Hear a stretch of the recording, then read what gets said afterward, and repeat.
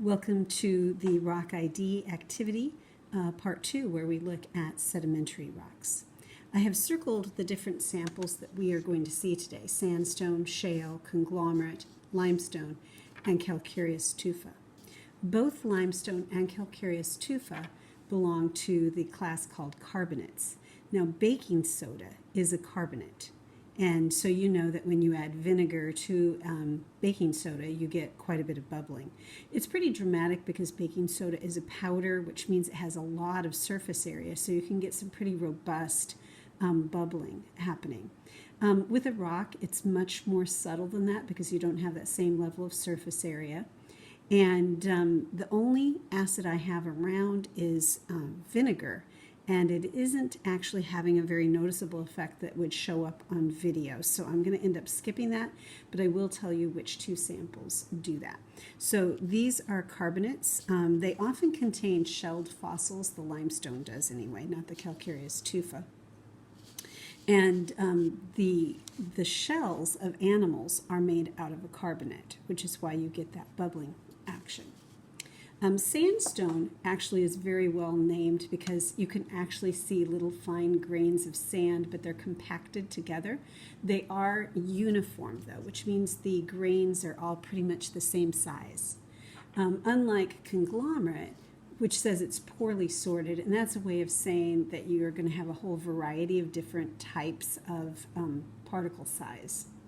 And then the shale has particles that are so fine that you can hardly really even see that it's made up of particles because it's made of clay and those particles are very fine. Okay, that was an introduction.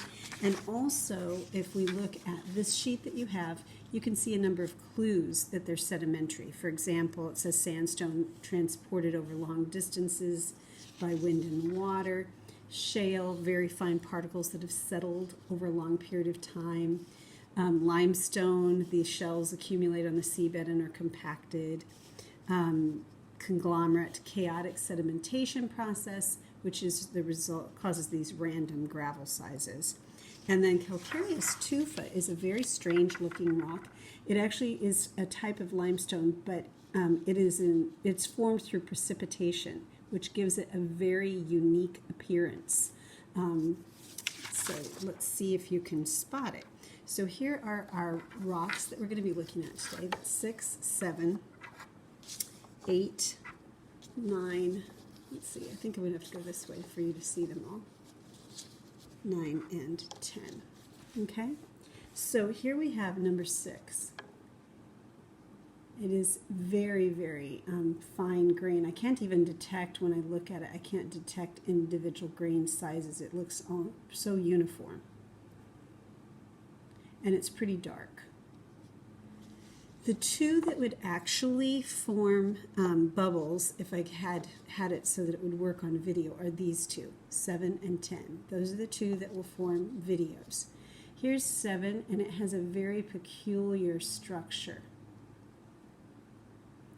This is a structure you get when it's formed little bits at a time by precipitation.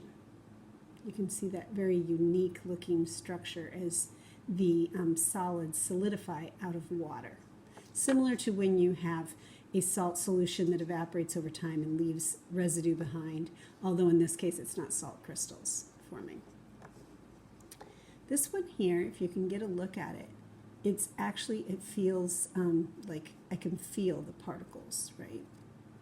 So, don't know if you can see that, but it looks sandy, which is going to give you an important clue there. And it feels like sandpaper.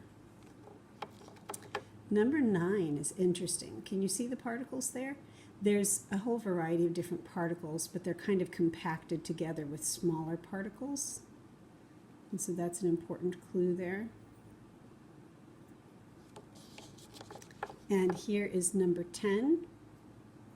This particular rock, number 10, is one where you would often find fossils, but this is such a small sample, I don't see any fossils in this particular sample. Hopefully, between the clues on your paper and the clues that I have provided here, you'll be able to tell 6, 7, 8, 9, and 10 in terms of what type of sedimentary rock they are.